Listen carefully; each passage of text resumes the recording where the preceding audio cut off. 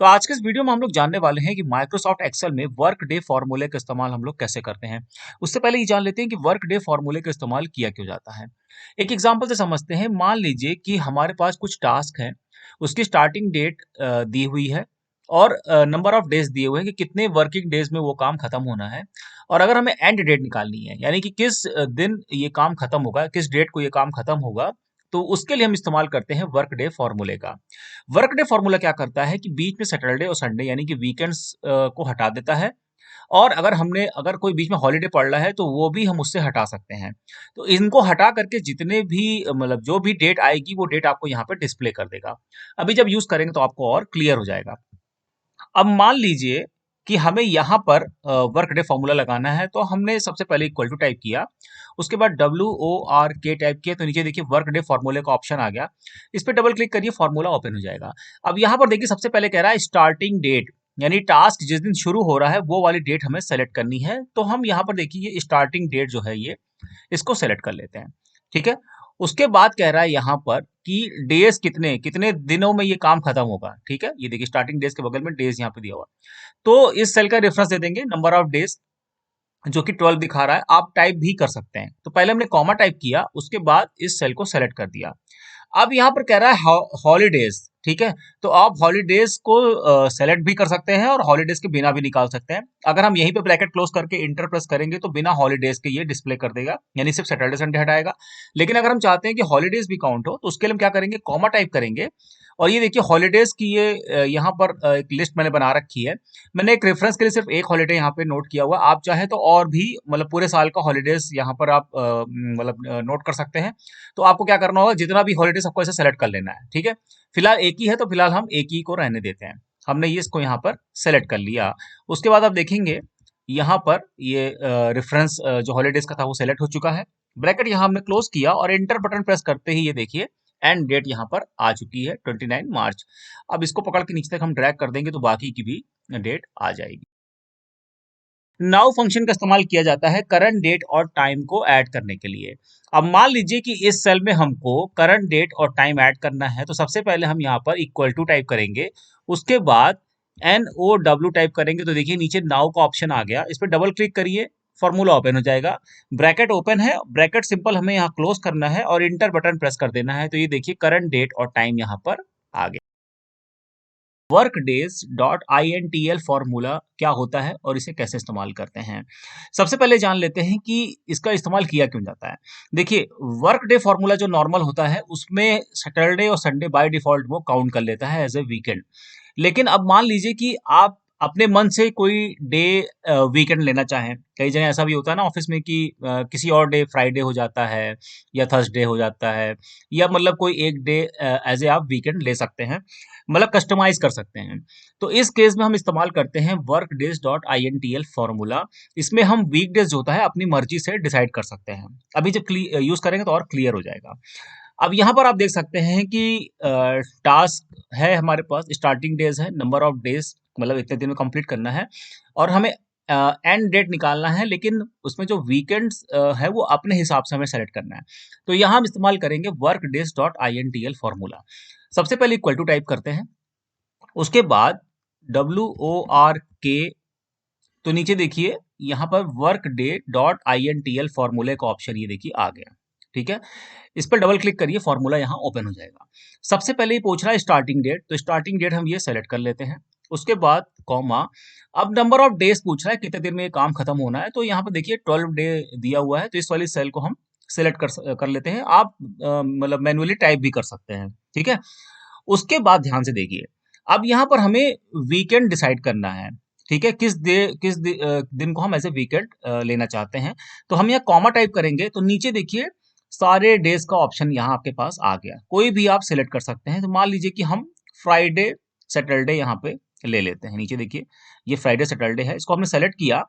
उसके बाद tab button press करिए तो ये सेलेक्ट हो चुका है। उसके बाद कॉमा टाइप करिए। अब यहाँ पर ये हॉलीडेज की लिस्ट मतलब पूछ रहा है। अगर हॉलीडेज है तो हॉलीडेज का रेफरेंस दीजिए, नहीं है तो आप डायरेक्ट ब्रैकेट क्लोज भी कर सकते हैं। हमने यहाँ पर देखिए ये हॉलीडेज की लिस्ट बना रखी है। ठीक है, हमने फिलहाल 2 ही लिया है, आप चाहें तो पूरे साल भर का या पूरे मंथ में और भी जो हॉलिडेज़ हैं उनको सेलेक्ट कर सकते हैं। तो करना भी बहुत सिंपल है, आप सिंपल ये रेंज ऐसे सेलेक्ट कर लीजिए। अगर पूरे साल का है तो नीचे तक रेंज पूरी सेलेक्ट करते जाइए। फिलहाल यहाँ पे 2 ही है तो हम ये 2 ही रहने देते हैं, ठीक है? सेलेक्ट कर लिया, ब्रैकेट यहाँ किया हमने क्लोज़, उसके बाद एंटर बटन प्रेस करेंगे तो ये देखिए एंड डेट यहाँ पर आ गया। इसको यहाँ पे सेलेक्ट करके इस प्लस साइन को नीचे तक ड्रैग कर दीजिए, तो बाकी का भी आ जाएगा। माइक्रोसॉफ्ट एक्सेल में नेट वर्क डेज फॉर्मूला क्या होता है और इसे कैसे इस्तेमाल करते हैं। सबसे पहले इसका इस्तेमाल समझ लेते हैं। अब यहाँ पर आप देख सकते हैं कि हमारे पास एक टास्क है जो जिसकी स्टार्टिंग डेट ये है, ठीक है, और एंडिंग डेट ये है। अब अगर हमें ये निकालना है कि इसके बीच में कितने number of working days use हुए, ठीक है, मतलब शुरुआत के दिन से लेके लास्ट के डे तक में कितने दिन काम हुआ, तो उसके लिए हम यूज करते हैं नेट वर्क डेज फॉर्मूला। ठीक है, इसमें आप हॉलीडेज भी ऐड कर सकते हैं। नेट वर्क डेज फॉर्मूला क्या करता है, सैटरडे संडे को बाय डिफॉल्ट वो वीकेंड मान लेता है, यानी उसको हटा देता है।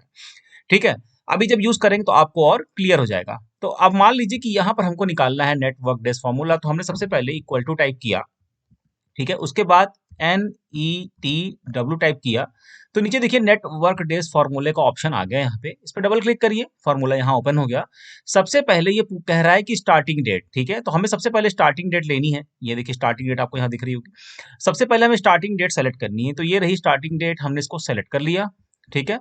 उसके बाद यहाँ पर हम क्या करेंगे, कॉमा टाइप करेंगे, और अब ये कह रहा है एंड डेट, ठीक है, तो एंड डेट ये है, इसको हमने ये सेलेक्ट कर लिया।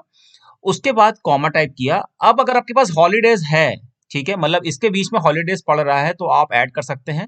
अगर हॉलीडेज नहीं पड़ रहा है तो आप बिना हॉलीडे की भी इसको क्लोज करके इंटर प्रेस करके अपना रिजल्ट निकाल सकते हैं। ठीक है, तो ये देखिए ये है हॉलीडेज डेज की लिस्ट। तो हम क्या करेंगे, इसको सेलेक्ट कर लेंगे। ठीक है, आप पूरे साल भर की भी लिस्ट बना सकते हैं और उसको बस आपको सिंपल ऐसे नीचे तक पूरी रेंज सेलेक्ट कर लेनी है। तो फिलहाल यहाँ 2 है तो हम इन दोनों को ही सेलेक्ट कर रहे हैं। उसके बाद ब्रैकेट यहाँ कर रहे हैं क्लोज, और इंटर बटन प्रेस करते ही ये देखिए 4 वर्किंग डेज यहाँ पर आ गया। अब यहाँ पर हम इसको सेलेक्ट करके इस प्लस साइन से जब नीचे की तरफ ड्रैग करेंगे तो बाकी का भी ये निकाल देगा वर्किंग डेज। ये माइक्रोसॉफ्ट एक्सेल में net work days dot INTL formula क्या होता है और इसे हम कैसे इस्तेमाल करते हैं, एक एग्जांपल की मदद से समझ सकते हैं। यहाँ पर आप देख सकते हैं हमारे पास कुछ टास्क हैं, स्टार्टिंग डेट दी हुई है, एंड डेट दी हुई है।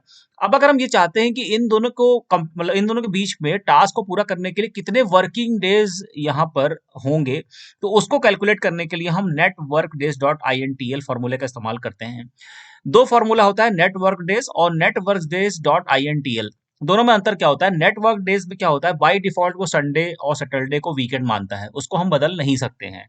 लेकिन अगर आपको कस्टमाइज करना है, अब मान लीजिए कि आपके यहाँ फ्राइडे सैटरडे होता है, थर्सडे और क्या कोई और दिन वीकेंड होता है, मतलब अगर अपने हिसाब से कस्टमाइज करना चाहते हैं तो उस केस में हम यूज करते हैं net work days dot INTL।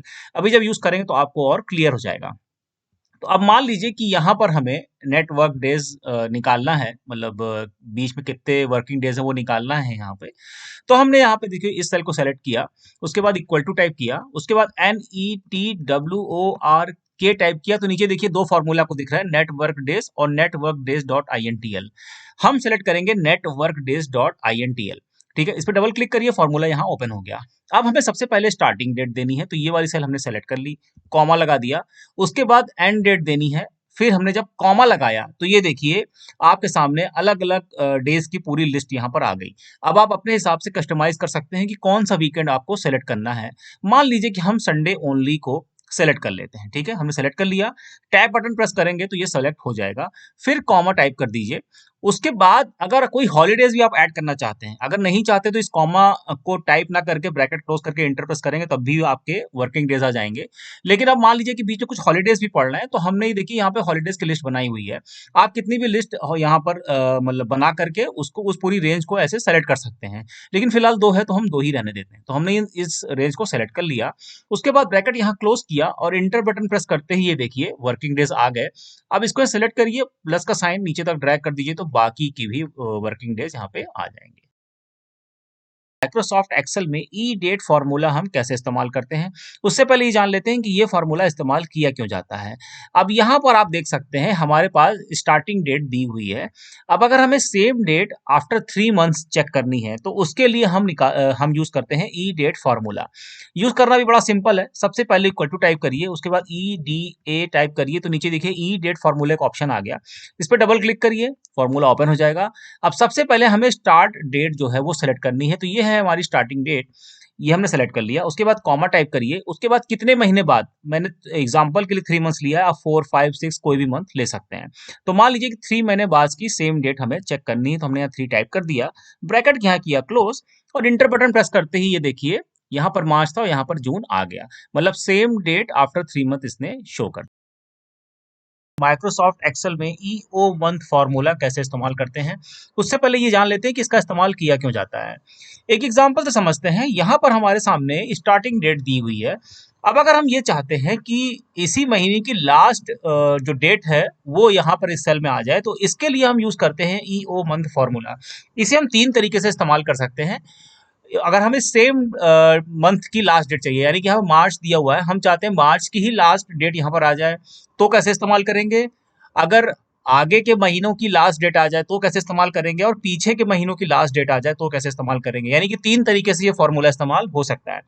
अब यूज करना जान लेते हैं। सबसे पहले इक्वल टू टाइप करते हैं, उसके बाद ई ओ एम टाइप करेंगे तो नीचे देखिए ई ओ मंथ फार्मूला आ गया। इस पर डबल क्लिक करिए, फार्मूला यहाँ ओपन हो गया। सबसे पहले सेम मंथ का निकालना जानते हैं, तो इसको हमने सेलेक्ट किया, कॉमा टाइप किया और यहाँ पर 0 टाइप किया, ब्रैकेट हमने कर दिया क्लोज। उसके बाद जब इंटर प्रेस करेंगे तो ये देखिए सेम मंथ की लास्ट डेट यहाँ पर आ गई। अब मान लीजिए कि हमें अगले 2 महीने की या अगले महीने की लास्ट डेट चाहिए, तो हम क्या करेंगे, यहाँ 0 की जगह 1 टाइप कर देंगे। जिस भी मंथ की आपको लास्ट डेट चाहिए उसी तरीके से यहाँ पर नंबर 1, 2, 3 आप टाइप कर दीजिए। उसके बाद जब हम इंटर प्रेस करेंगे तो ये देखिए मार्च के बाद अप्रैल की जो लास्ट डेट है वो यहाँ पर आपको शो कर रही है।